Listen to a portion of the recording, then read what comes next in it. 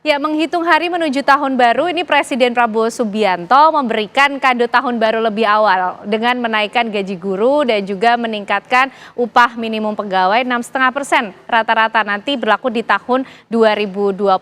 Lalu bagaimana kira-kira realisasi dari kebijakan ini pemirsa? Kita akan membahasnya malam hari ini bersama dengan sejumlah narasumber yang sudah hadir. Tentunya di Apa Kabar Indonesia Malam ada Mas Jumhur Hidayat, Ketua Umum KSPSI Pembaruan. Mas Jumhur, apa kabar? Terima kasih. Sehat ya, Mas. Ya, Mbak Dan Ken. juga sudah hadir bersama kita Pak Rian Nugroho, pakar kebijakan publik dari Universitas Indonesia. Pak Rian, selamat malam. Malam Pak Ken, sehat selalu. Sehat ya. Pak Rian, ini belum genap 100 hari kerja. Ini kebijakan yang sudah cukup baik atau justru bentuk keberanian dari seorang Prabowo Subianto memimpin pemerintahan yang baru yang belum genap sampai 100 hari ini? Ada 3 penjelasan. Satu, penjelasan politik. Ini popularitas. Dan ini wajar saja gitu ya. Kedua, pasti ada yang namanya kalkulasi keuangan. Ya. Artinya anggaran cukup. Yang ketiga adalah yang namanya, ini satu yang bagus ya. Jadi setiap tahun itu ada konflik di daerah. Jadi konflik UMR ini kan ya. Nah ini beliau berusaha untuk selesaikan di awal. Jadi supaya nggak ada PR bagi pembangunan di daerah. Jadi 3 dimensi ini membuat kita katakan oke, quite fine gitu ya. Itu kebijakan yang baik. Nah ini juga menjadi satu catatan prestasikah yang coba untuk diukir oleh pemerintahan baru Presiden Prabowo Subianto dengan pemerintahan yang ada? Belum, prestasi nanti kita lihat setelah ada kenaikan. Karena begini, apakah kenaikan ini memberikan dampak kepada yang namanya rata kenaikan barang-barang yang inflasi ya. Karena begini, inflasi itu banyak pintunya. Di antaranya adalah karena ada kenaikan barang modal, barang untuk kerja, akan menciptakan kenaikan di sana. Nah ini termasuk bagaimana kita pertimbangkan, belum lagi ke depan juga ada rencana kenaikan 12% pajak juga ya.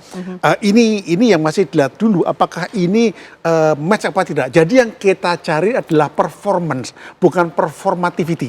Beda. Kalau performance itu prestasi, kalau performativity itu seolah-olah. Tapi ini kayaknya cukup mengarah ke ada performance ini. Cukup mengarah pada performan. Artinya performan juga soal keberanian Pak Prabowo nih Pak Rian. Keberanian Presiden kita Prabowo Subianto untuk menaikkan gaji guru, sekitar kenaikannya 16,7 triliun ya dari tahun lalu. Kemudian menaikkan upah minimum 6,5% ini rata-rata. Ini juga sudah termasuk diperhitungkan secara matangkah resiko-resiko keuangan yang ada begitu. Pak Rian melihatnya seperti apa? Begini, perubahan tantangan ini begitu cepatnya sehingga saya perkirakan ini tidak cukup dipertimbangkan ekstra matang. Tapi mungkin menurut saya 75% matang cukup karena perubahan cukup tinggi. Dan ini juga masalah, ada satu hal lagi berhubungan yang namanya itu dampak inflasi ya. Inflasi itu dampaknya kadang-kadang tidak real tapi psikologis. Jadi gini, dampaknya misalnya, jadi ketika saya sebagai pengusaha, saya melihat ada potensi kenaikan gaji rata-rata, maka saya akan pelan-pelan menaikkan. Nah ini juga nanti pendekatan, ini perlu juga teman-teman Bapak Ibu kita di kementerian ya, mulai itu sampai perindustrian perdagangan, bagaimana agar menjaga agar psikologi ini nggak terjadi. Kita harus tahu karena sekarang ekonomi bukan masalah pasar lagi, tapi masalah psikologi juga. Nah hal yang itu perlu kritikal adalah, ini jadi pelajaran ya, jadi memang setiap tahun seharusnya ya Presiden itu mengumumkan kenaikan rata gaji, tapi itu mengacunya kepada siapa? Kepada namanya rata inflasi, paling banyak +1, paling sedikit -1. Nah ini harus dikomunikasikan agar pelaku bisnis, pemerintah sebagai pemberi gaji itu punya patokan begitu loh. Nah tentunya ini memang tidak mudah karena nanti semuanya balik ke presiden, ya kan? Digantunglah beliau. Tapi ya, Pak Prabowo kan dia tentara gitu loh, punya pengalaman digebukin lah dan dia cukup kuat untuk gitu menanggung semua resiko dari kebijakan yang diambil. Ini juga nanti sebagai test case juga. Apabila ini going smooth, ada kemungkinan presiden selanjutnya akan berani seperti ini. Ini jadi pola kebijakan. Tentunya ini sebagai sebuah test case, artinya bisa berhasil, bisa gagal, bisa setengah berhasil, tapi kita akan berhasil. Karena gini, kalau ini berhasil maka kita punya pola baru buat kebijakan tanpa grogi. Tentunya sejak awal harusnya berdialog dengan mitra-mitranya, seperti teman-teman dari asosiasi pekerja itu kan ya, dan berbagai lembaga yang itu membantu menyiapkan bagaimana pengukuran itu kira-kira aman apa tidak.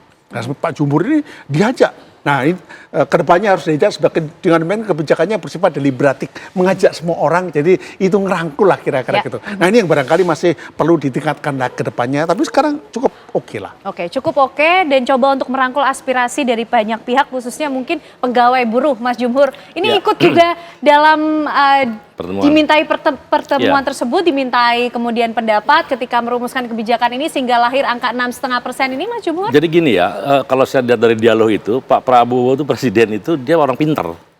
Jadi dia memutuskan bukan soal nekat berani nggak berani, dia menghitung semua. Oke. Dan dia melihat juga namanya ekosistem perekonomian, lebih tepatnya mungkin ekosistem industri Indonesia. Ini selama ya kita bisa terakhir berapa puluh tahun terakhir inilah gitu ya, itu memang ekosistemnya berantakan. Misalnya contoh gampang, ilegal begitu banyak, impor sangat mudah. Sehingga misalnya tekstil Pak ya, itu hanya 28% perusahaan pabrik-pabrik itu menguasai pasar domestik. Selebihnya tuh impor ilegal dan import itu. Ini kan harus diberantas. Bayangin, kalau mereka bisa berproduksi untuk mengisi katakanlah dinaikkan jadi 60%, kalau ini berantas, berarti pabrik-pabrik tumbuh, pendapatan banyak, upah jadi nggak masalah gitu loh Pak. Nah ini kan ekosistem sebagai contoh. Nah ini kemudian kita bicara juga soal misalnya I-Core kita tinggi, artinya korupsi tinggi. Orang investasi bikin misalnya ya, bikin kereta jalan 101 km kereta api di Malaysia cukup katakanlah 10 miliar, di kita bisa 15 miliar. Ya, karena ada korupsi tidak efisien. Nah, ini mau dibenahin semua. Dan kalau ini dibenahi ekosistem ini, maka ini, nah sementara buruh ini makan Pak. Jadi kalau dia memang selalu dikorbankan dalam proses ini, sementara yang korupsi, biaya logistik Pak, itu pengusaha mengeluarkan 23% untuk biaya logistik Pak. Dwelling time di pelabuhan, pungli apa 23%. Malaysia sudah 12,5%. Gitu loh. Singapura 8%. Kalau itu bisa diturunkan dengan tadi bilang kebijakan yang akan dilakukan oleh presiden, itu jadi nggak masalah gitu loh Pak. Soal seperti tadi. Nah, 6,5% itu apalagi melihat angka yang dari startnya Pak. Startnya tuh gaji kita rendah sekali Pak. Upah murah gitu tuh. Kalau mau jujur nih Pak ya, di Pulau Jawa lah, di Jawa Tengah misalnya, Jawa Barat, upah rata-rata itu 2,1, 2,2, paling tinggi 2,7 juta. Bapak tahu nggak, Anda tahu nggak Mbak Ken ya, menurut BPS, satu orang tuh harus 583.000 dinyatakan miskin, satu orang. Satu keluarga berarti sekitar 2,7, 2,8 juta harus berpenghasilan Pak. Artinya buruh-buruh itu kategorinya di bawah garis kemiskinan. Kalau mengandalkan upah. Nah, saya setuju naik misalnya hanya sedikit kalau dia sudah misalnya penghasilannya cukup gitu loh Pak. Sekarang dinaikkan kalau 2,1 juta dinaikkan 500-600 ribu pun masih di garis kemiskinan Pak teorinya. Nah, itu kalau BPS dengan 6,5% sekarang yang masih diangkat jauh, oleh masih jauh sebenarnya. Ya, naik. Coba Tapi aja. paling tidak sudah cukup menjawab bagaimana kemudian tujuan Pak Prabowo untuk coba meningkatkan kesejahteraan dari para Itu pegawai. maksud saya, itu udah bagus banget karena sebelumnya lebih hancur kenaikan itu. Pemerintahan Jokowi ini ada yang 1%, 0,8%, 3,5%, 6,5%. Nah kan banyak pengusaha sekarang mencoba, ini dari mana kok besar sekali, tinggi sekali gitu kan? Saya bilang tidak.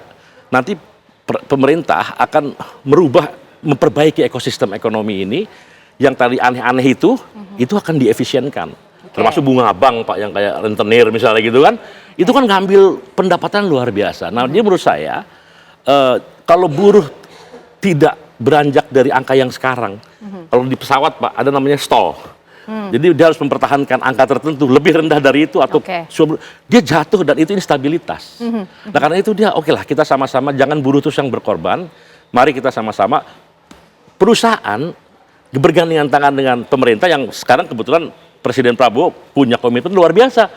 Sama-sama lah silakan perbaiki nih ekosistem ini. Angka 6,5% sudah cukup baik untuk kemudian coba perlahan untuk meningkatkan kesejahteraan pegawai begitu ya buruh ya Mas Jumhur ya. Pak Rian, ini kalau bicara soal anggaran menarik nih karena mudah-mudahan ini bukan sekedar janji tapi yang kita tunggu betul-betul realisasi. Kalau tadi Pak Rian bilang, kayaknya kematangannya masih 75%. Nah, 25%-nya untuk bisa mematangkan kebijakan ini kita bicarakan soal anggaran tapi ditahan ya Pak Rian ya. Usai jeda kami kembali untuk Anda pemirsa.